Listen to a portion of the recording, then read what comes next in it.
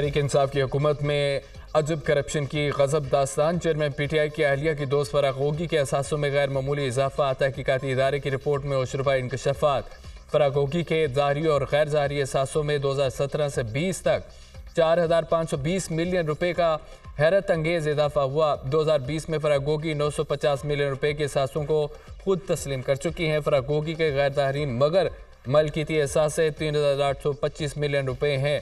सिर्फ 3 साल में ज़ाहरी एहसासों में 420%, जबकि गैर ज़ाहरी एहसासों में 15,300% इजाफा हुआ। यह एहसास फराग गोगी की ज़ाती मलकियत हैं। एहसन जमील गुज्जर दीगर रिश्तेदारों और हिस्सादारों के एहसास इसके अलावा हैं। दार साहब की अहलिया का ताल्लुक फरज शहजादी साहिबा के साथ था।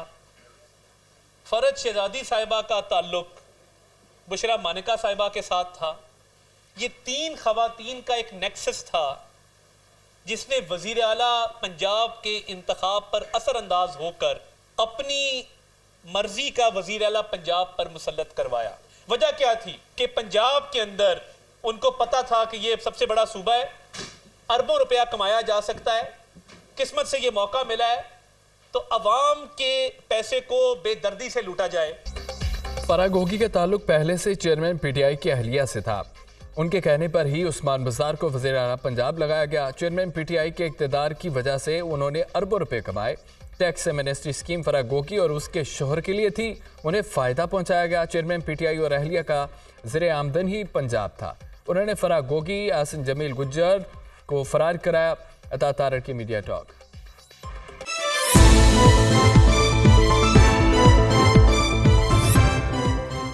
किसान फराग गोगी बना रही थी, तिजोरी घरवाली के पास थी। फराग गोगी बुजदार पैसे भेज रहे थे, घर में तिजोरी भरी जा रही थी।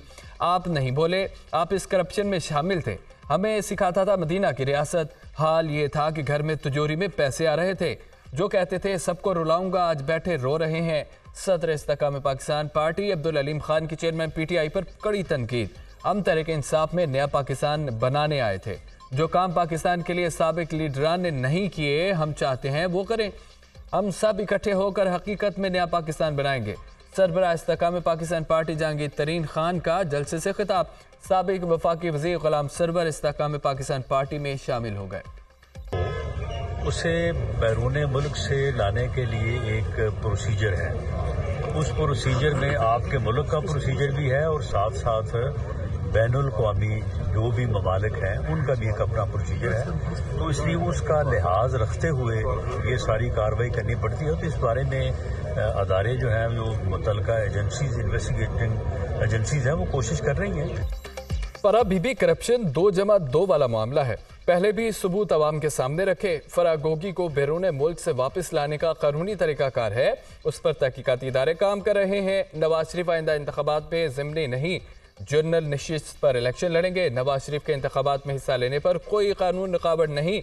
आसिफ अली जरदारी का हक है लाहौर के वज़ीर आज़म का रास्ता रोके, लाड़काना के वज़ीर आज़म की राह हमवार करें। शाहिद खकान अब्बासी भाई और बेबाक इंसान है, वो नून लीग से नाराज नहीं है।